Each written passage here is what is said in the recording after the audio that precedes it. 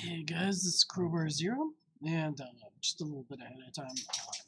I was sick yesterday, so if I'm clearing my throat at all, sorry about that. As I go and do that.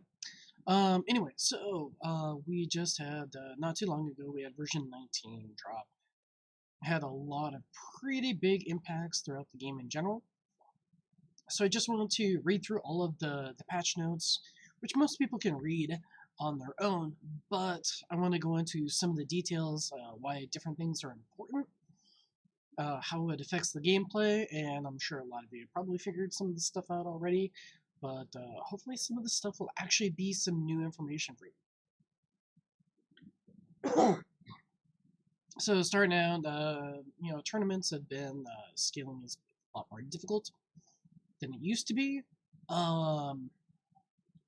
The biggest impact for this is almost like a direct nerf to Death Wave. And trying to store up hit points with Death Wave makes it way more difficult. So a lot of people that might have been able to get times 7 before, maybe they were getting like 3.5 times. So that's just something to note for everybody. Daily missions were added, so this is a really good mechanic that I feel that will help push the newer players farther along and cause the game to be a lot more interactive in general. Workshop, so this is going to be the juicy part. So enemy, I'll just highlight these. So enemy attack level skip and enemy defense level skip. So this is where just those two on their own has kind of pushed the meta into version 19 being almost like the season for bringing up your econ to as high as you possibly can. So what does that mean? Like, you want to make as many coins as you possibly can, because this thing is just incredibly expensive. So there's two sets. Some stats are good for some builds, some kind of useless for others. So I'm just going to go over it. So for enemy attack level skip, that's really nice for your effective hit point set of builds. The enemies, like each time you go through a wave, it has a chance, a small chance, to skip the enemy's ability to level up that stat. So if you're hoarding a lot of hit points, this will be really nice so that you can actually weather through all that damage. And there's some people with some effective hit point builds who have done pretty well. I've gone to pretty high level waves. I'd say probably the vast majority of players are going to benefit greatly from this. If you're going glass cannon build, which is a very small chunk of the player base, enemy defense level skip is where those players can be at, which includes me. As you can tell, that's what I'm leveling over here. And you can see, like, the values are really, really small. Like, it starts out at, like, 0.05%. And each time you put a level in, that's all it levels up by. But the higher you have it starting out, the sooner and the faster that you're going to be able to skip enemies' ability to level those stats up. And that's why some of I would say, like, the late game players are, going farther in the number of waves than they may have been before. The next one, we're going to talk about the whole wall mechanic. So, so there's wall health and wall rebuild time, and I'll just switch over tabs so you can see. So once you max rebuild time, that's going to be at level 300. That's going to be about 600 seconds.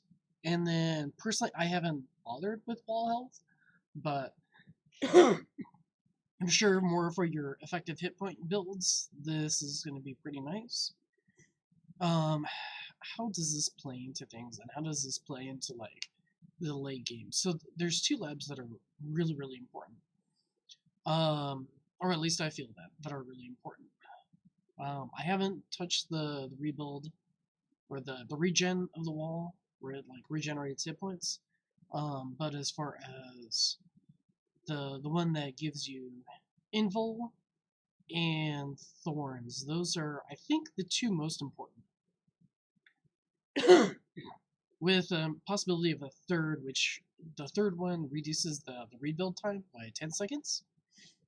And I have a theory that you might actually not want that lab. So the reason why I think that is for the invul one, that gives you invulnerability after your wall regenerates. So the first 10 seconds after it regenerates, you've got invulnerability. Now, for something like a glass cannon build, you're going to want that timing up for when the boss is approaching. So you want that boss to be hitting your wall to be invulnerable, and if you take the thorns damage, then that percent of the thorns, or whatever your, so let's say your thorns is 99%. If you have level 1 in the thorns lab, that's 1% of whatever this value is. For bosses, that's probably going to be like, probably doing, what is it, like,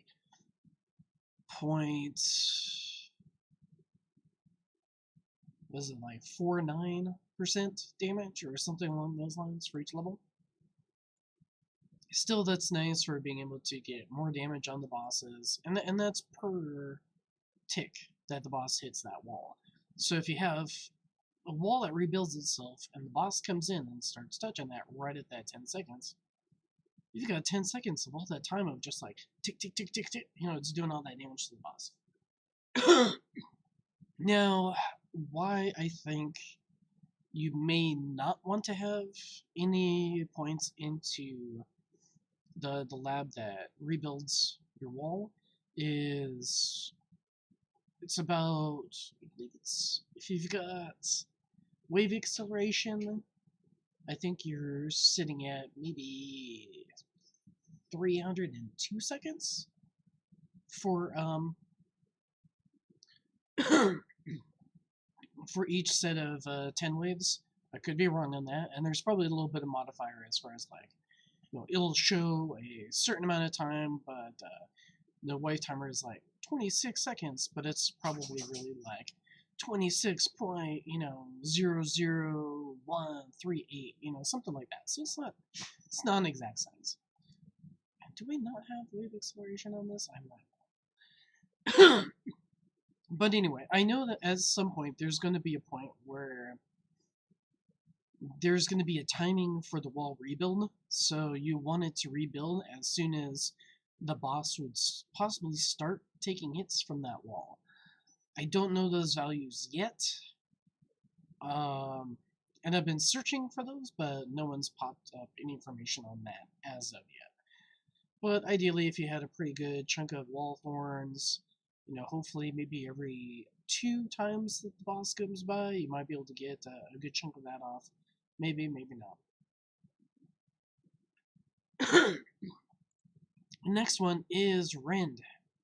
So, Rend Armor, Chance and Multiplier. So,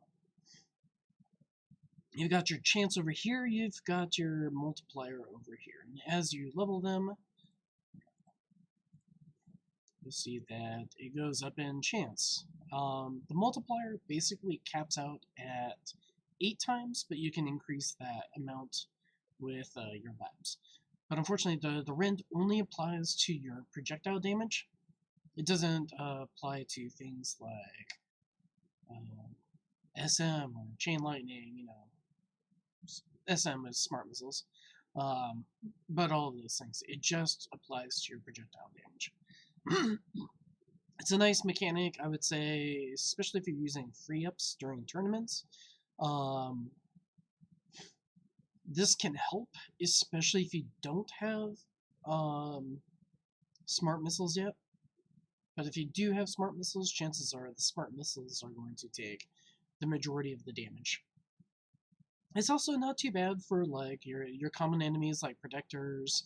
You're going to possibly be shooting them a bunch while you're trying to have Spotlight come in and have him within range of that so you can get your good damage off. But in the end, especially for high-end gameplay, smart missiles are going to do the vast majority of the damage that you're looking for. But, as I said, it's a nice addition. Health regen, I'm not even going to talk about that. Still useless. Now, if health regen, if they ever get to the point where that applies to packages, I'll have to reassess that. But as of now, it does not. Your lifesteal is going to vastly be superior to regen. I should choose some perks. Yay! Ooh, nice. I've had some bad perk luck recently, so that's really nice. The 8 new labs, I've been talking about a bunch of those already. Max speed of enemies are reduced. So this one's really nice, especially for fast enemies. It's a lot easier now to basically have fast slow enough, especially with a combination of slow aura, chrono field, and poison swamp. I really don't take much of any sort of damage from fasts anymore, so this has been hugely helpful. On the turn side, they gave more mass to enemies in that skill set, so it's not going to be as buggy as it was before, but long term it might be to the point where it's like, okay, it's harder to keep the enemies away. Protectors says that they were nerfed, but they kind of were, they kind of weren't.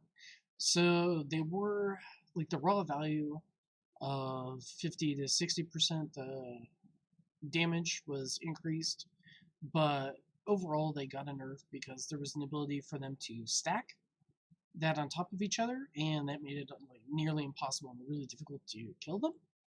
So overall, it's because the bug was removed,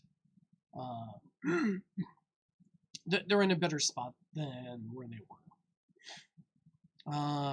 As you can tell, the menu's collapsible. That's super nice. One of the other things that you may or may not have noticed, that if you click over here, where your coins or your money's at, you can now see what is the income per minute. And this will change drastically as soon as you start getting a lot of the perks that flow in. In T10, like later on, I've been able to get this to 900-ish million, or yeah, I think it was like, yeah, something around there. So this is really low compared to what I'm going to be seeing late run.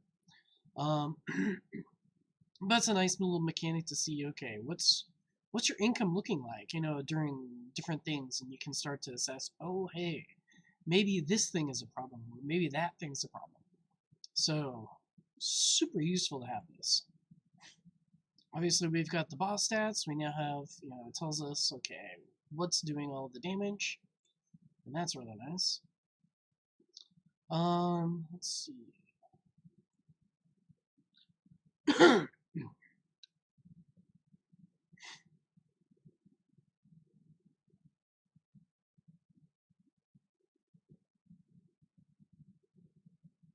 Oh, we also have the feature now to change everything. So we, instead of being capped at 60 frames per second, you can now bring it up to 120.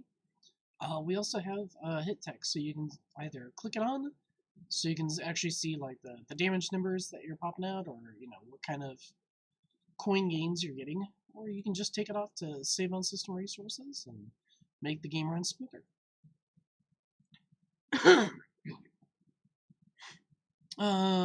It said cards, Super Tower card shows the cooldown in seconds in description. It's now locked, so this is kind of a mixed bag. Last I checked, it didn't show the actual cooldowns properly. So it's not 30 seconds between cycles. That seems like it's not quite showing what it should.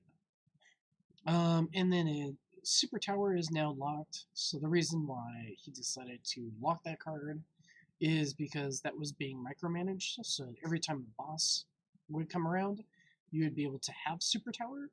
But people would just time it, including myself and a lot of other people, so that they could maximize the damage on bosses. Now it's part of your setup, and it's just if it goes off, it goes off, and if it doesn't, it doesn't. Same thing, kind of like Spotlight. If the boss is in your spotlight, great. You can kill it really easily. But if it's not in your spotlight, you're gonna really struggle.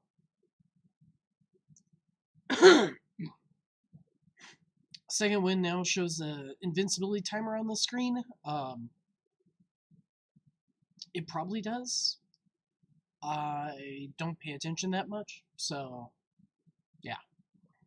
Bot radius. Now this one's a really big one. So your bots, as your range increases, are going to be proportionally bigger. So you can actually start to expand your range out a little bit. Just like before, though, it still applies where the shorter range that you have, the better it is for farming. Mostly because you're not needing to spend as many stones into black hole as you used to. Even though the bots are bigger, it still costs more to get a bigger black hole. And then, as I mentioned, the bots are going to be proportionally bigger, adjusted to your range, so you're not hurt as much by increasing your range as you used to. Currently, I'm farming at, I think it's 42 black hole range with about 60 tower range. So that's a little bit of a change that I've personally made. I might try some stuff where I just decrease my range and see how the orbs interact with black hole, but we'll see. At this point, at least the orbs go through the black hole. Looks like we've got,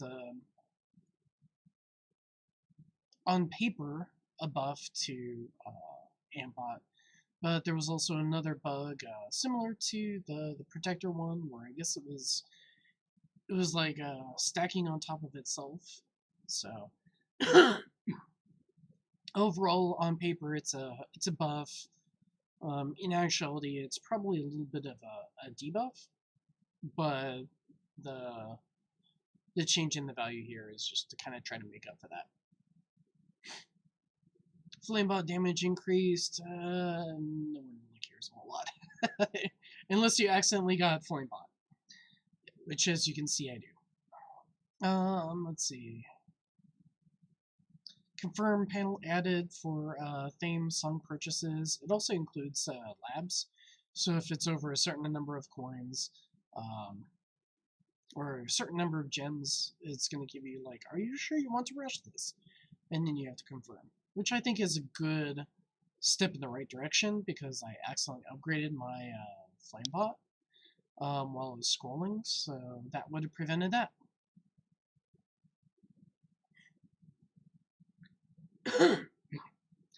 Missions, now they're completed. Whatever you completed is just going to be sent to your inbox, so you're not going to be missing out from that. So that's really nice. This is a pretty big change as far as bringing up a lot of the damage values for ultimate weapons. This, I would say, is more focused towards your endgame players.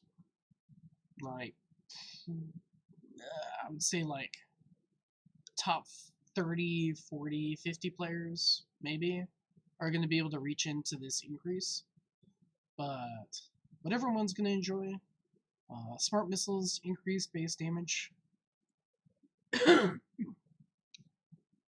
which is really nice. Instead of saying percent, now it has a times, just due to everything being larger. And again, just like it's up above here, the damage is increased 20 to 30. And it gets really expensive at those higher levels.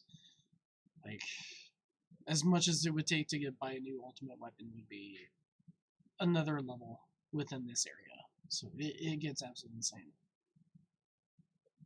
Chain Lightning, I was actually hoping for a nice increase, like a very sizable increase to its base damage. Hopefully even being able to proc off the enemy that spawns Chain Lightning. Unfortunately, it's just a smaller damage increase. As I said, scaling increases slightly, so overall, compared to some of the other damaging ultimate weapons, I would say Chain Lightning got not as nice of a buff as some of the others.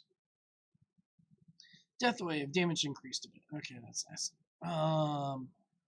It needed it, but the damage increase is not going to scale with how fast enemy hit points are going to increase. So it's still going to be harder to get max Devo in tournaments. Black hole, big thing was changed so you can run larger black holes without it being detrimental. And as I mentioned before, and you can see, the ranges that I've done are expanded out a bit. Inner landmines, damage increase,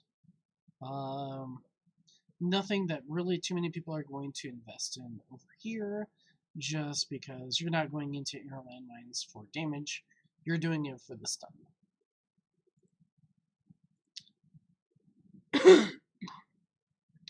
Poison Swamp, it did have an increase in damage, which is kind of nice, but its damage is kind of meh to begin with. And you're also, just like in our landmines, you're getting Poison Swamp for the crowd control effect, not necessarily the damage. So it's a great ultimate weapon. It's an amazing ultimate weapon. You just don't use it for damage. Spotlight. Pretty big increases for each level that you get out of it, and the max level has been increased quite a bit, from 20 to 25. Again, I'm nowhere near this value, and I'm within top 100, top 200, kind of within that range. So this isn't going to affect many players at all. But for the top guys that don't have anywhere to put their stones, this could be a really good spot for that. Tournament scaling, as I mentioned, that's going up quite a bit. Enemy speeds are going to be reduced. So, for the most part, with Poison Swap, Chrono Field, and Slow Aura, I'm pretty much able to keep the vast majority of mobs, except for bosses, from hitting me. Unlike before, especially when fasts were marked for death, which was a mechanic where a bounce shot would be trying to catch up to a fast enemy, and it just couldn't.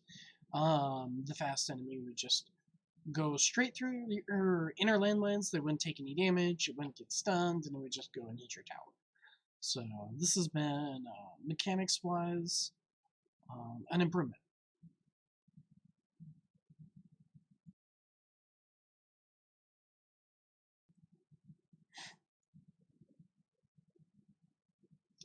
It does mention cloud save reliability improved in several areas.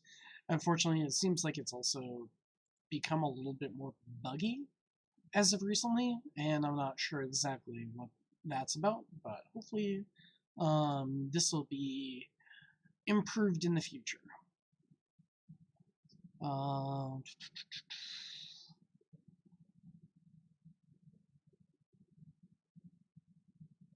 We talked about floating text performance improved. A lot of improvements, it looks like, overall for performance.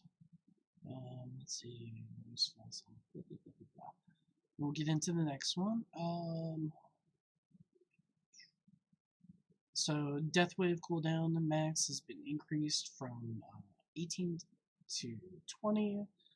Golden Tower 15 to 20. They removed the ability to micro spotlight.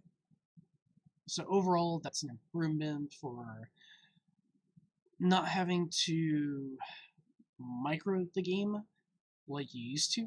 And overall, I would say my tournaments are going much faster compared to what they used to, just because I'm not doing Spotlight Micro and I'm not doing Super Tower Micro. Let's see. And then as far as like, how do these cooldown changes for Death Wave and Golden Tower, how does that affect things? Especially with Golden Tower, now instead of getting to the point of, I think it was 150 seconds, now it's down to 100 seconds. So if you have max cooldown on both Black Hole and Golden Tower, you're looking at 50-second cooldown on Black Hole and 100 on Golden Tower. So every other Black Hole, you're going to have Golden Tower going off. And that's going to play a big role in, I think there was a thing about, give me a second.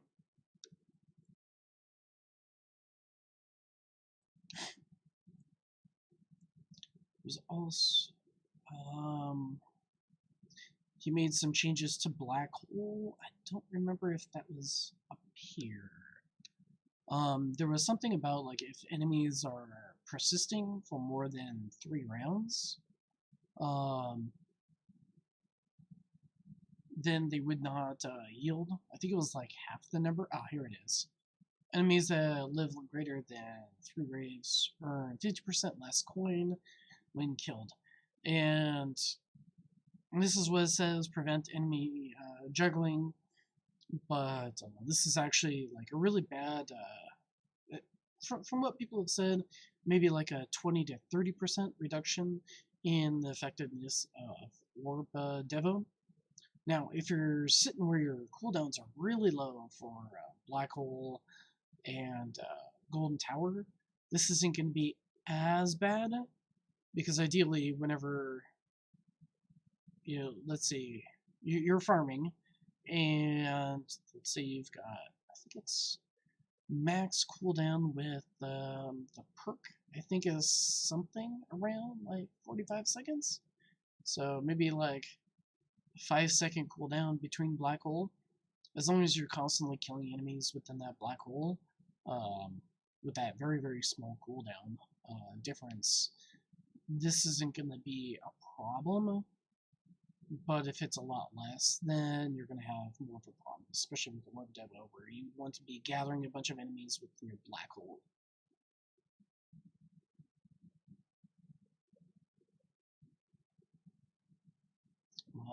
I kind of already mentioned the protectors were buffed. That was mostly balanced to after they reduced the stacking. And then they did fix the scaling on T12, so that's really nice. I think that's the vast majority of the changes. I will eventually be doing an update to my ultimate weapon, kind of, when's the best time to get certain ultimate weapons as a result of that. As you can probably tell, Deathwave is pretty much last on my list now, unfortunately. But anyway, I hope you guys enjoyed, and I will catch you later.